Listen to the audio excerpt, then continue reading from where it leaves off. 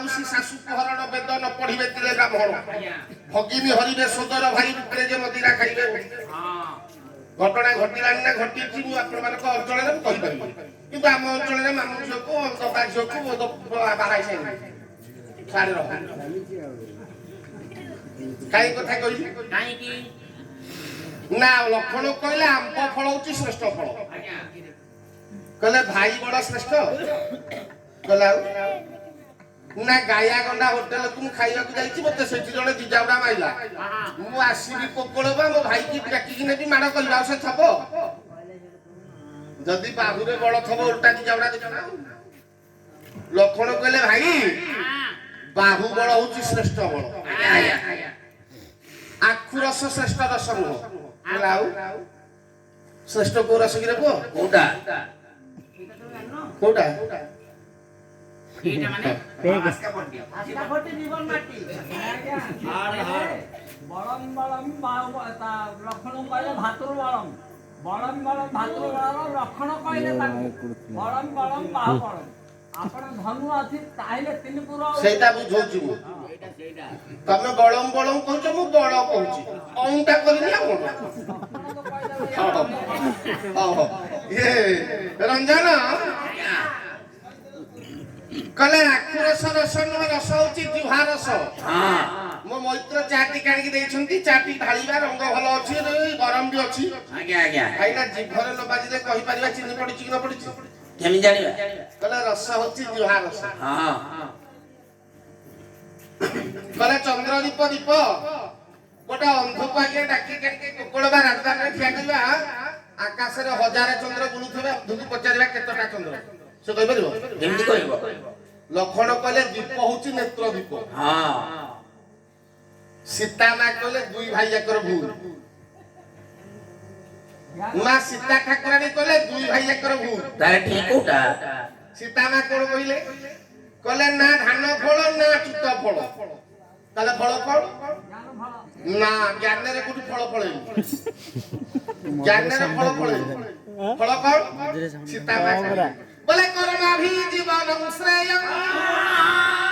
सत्कर्म करिष्यति कर्मे धर्म समरधितं कर्माणो शरीरं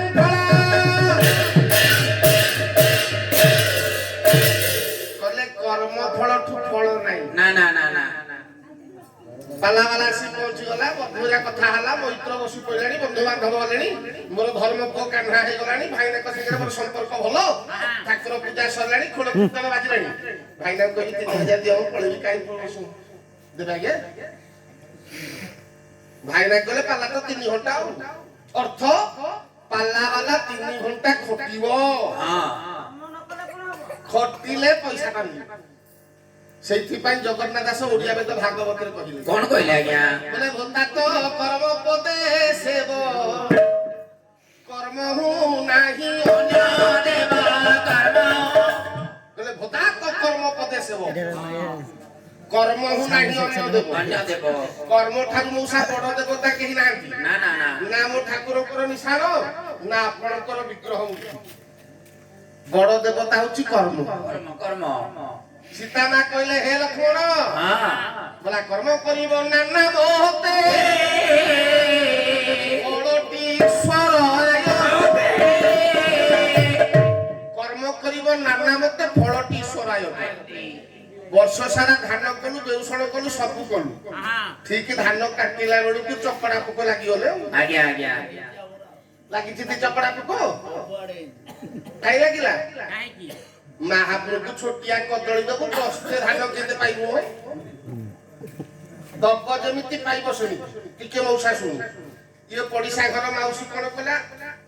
राती रे भाई हमर मटन टिका से मटन को जा खाइला और 4 पीस रहिला कला मो पुओ सकाळु खाइ के ट्यूशन जीवो आज्ञा आज्ञा मोने नाही फ्रिज रे थोई नै सखाळ पाइ के पुओ को देला देखिला खट्टा हे गलाणी हो कला काई पके देबी जाउची रंजू पाकु देई देबी पडिसा घर दियानिया होछ ना आसी पहुंचला गला रंजू पा काली एते निजरे तमे सोइथलो ना कोन हला ना पाट बाडे बाडे बाडे ଫେରିକି ଗଲି ହଁ ହଁ ପଚାରିଲା ଝିଅ କାହିଁ କବାଟ ବାଡ଼ଉଥିଲୁ ନା ତମ ପୁଅ କାଲି ମଟନ ଆଣିଥିଲେ ଯେ ହଁ ଆଉ ତମ ପୁଅ ଧରିକି ଆସିଥିଲି ଫେରେଇକି ନେଲି ଆଉ କଣ ସକାଳୁ ଆଣିଛି ଆଉ ଗନ୍ଧିଆ ହେଇଛି ବୋଲି କହୁନି ସେଟା କେମିତି କହିବ ଦେଇଦେଲା ସେ କହିଲା ମଟନ ବିଭା ଜିନିଷ ଦେଖିବା ସିଏ ଯେତେବେଳେ ଦାନ୍ତପତ୍ର ଘଷିକି ଚାଖି ଦେଲା ଗନ୍ଧିଲାଣି ଆଜ୍ଞା ଆଉ ଖାଇବ କି? ତାକୁ ନେଇକି ଖତ ପଦାରେ ପକେଇଦେଲା ହଁ ଯେତେବେଳେ ଦେଇଛି ସେ ଆଉ ତୁ ତାଟିଆଟା କେମିତି ଚୁଛା ମା ଫେରେଇବ ସେ ତ କିଛି ଦବ ନା ସିଏ ନେଇକି ରଖିଲା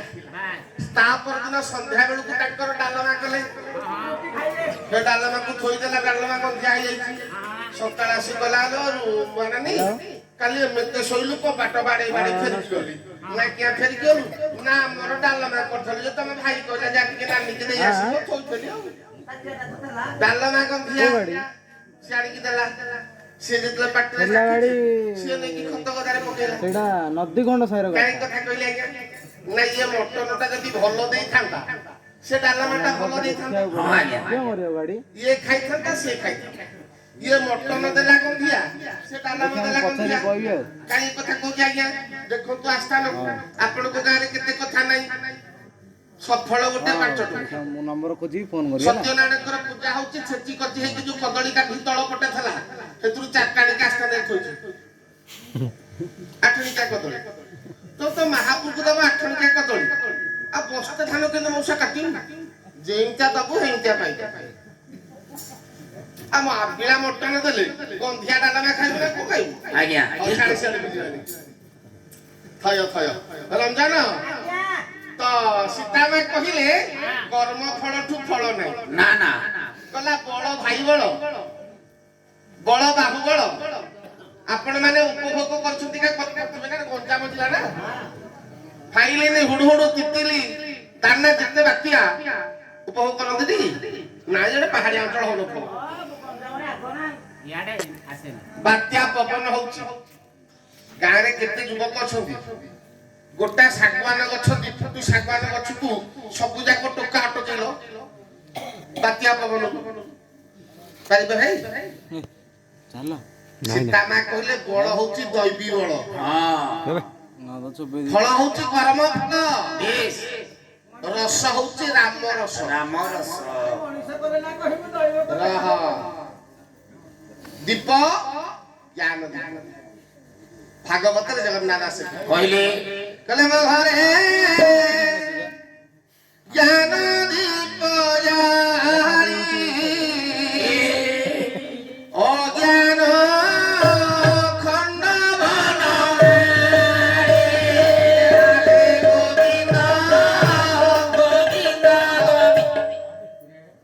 କହିଲେ ମୋ ଘରେ ଜ୍ଞାନ ଦୀପ ଜାଳି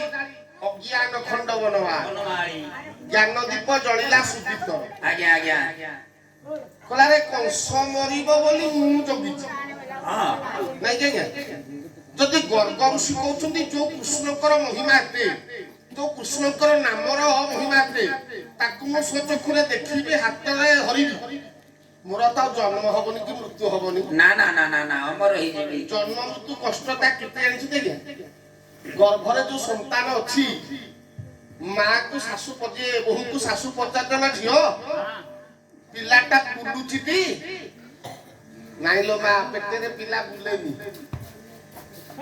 ପିଲାଟା ଏମିତି କଷ୍ଟରେ ଥାଏ ଇଏ ଜୀବାଣୁ ମାନଙ୍କର ଦଂଶନରେ ସେ କଷ୍ଟ ପାଇ ତ ହଲଚଲ ହୁଏ ଆଜ୍ଞା ସେଇଟା ଗର୍ଭବତୀ ମାଙ୍କୁ ଛୁଆ ବୁଲିଲା ଭଳିଆ ଲାଗେ ହଁ ଆପଣଙ୍କର ଅଭିରାମ ପରମହଂସଙ୍କର ଆନୁଗତ୍ୟ ଶମ୍ଭୁ ଦାସ କହିଲେ କଣ କହିଲେ ଆଜ୍ଞା ବୋଲେ ରକ୍ତ ମାଂସ ପୂଜ କୁଣ୍ଡରେ ଲଟପଟ ହୋଇନ ଲଟପଟ ହୋଇ କଷ୍ଟରେ ଭୋଗୁଥିବ ମନା ଏ କଷ୍ଟ ଉଦ୍ଧାର କର ହେ ମୋର ହୃଦୟ ନାଥ ହେ ହୃଦୟ ନାଥ ସର୍ବସ୍ୱ ତୁମ୍ଭେ ହେ ମୁଁ ଆତ୍ମନା ବୋଲେ ରକ୍ତ ମାଂସ ପୂଜ କୁଣ୍ଡରେ ଲଟପଟ ହୋଇନ ଲଟପଟ ହୋଇ କଷ୍ଟରେ ଭୋଗୁଥିବ ମନ ମାତୃ ଗର୍ଭରେ ଛୁଆଟି ମୁଣ୍ଡ ତଳକୁ ଗୋଡ ଉପରୁ ନାଇଁ ଆଜ୍ଞା ମୁଣ୍ଡ ତଳକୁ ଗୋଡ ଉପରୁ ଲୁଚା ହେଇକି ଅଛି ଶମ୍ଭୁ ଦାସ କହିଲେ ଏ ସୁଦୀପ୍ତ ବିଚାର କଲା ଇଏ ମୁକ୍ତି ପାଇଯିବି ଯଦି ପ୍ରଭୁଙ୍କର ଆଶୀର୍ବାଦ ହବ ଆଜ୍ଞା ଛାଡ଼ିଦେଲା ଜ୍ଞାନ ଦୀପ ଜଳିଲା ବସୁଦେବ ନେଇକି ପଳେଇଲେ କୃଷ୍ଣ ଭଗବାନ ଆଜ୍ଞା ଏ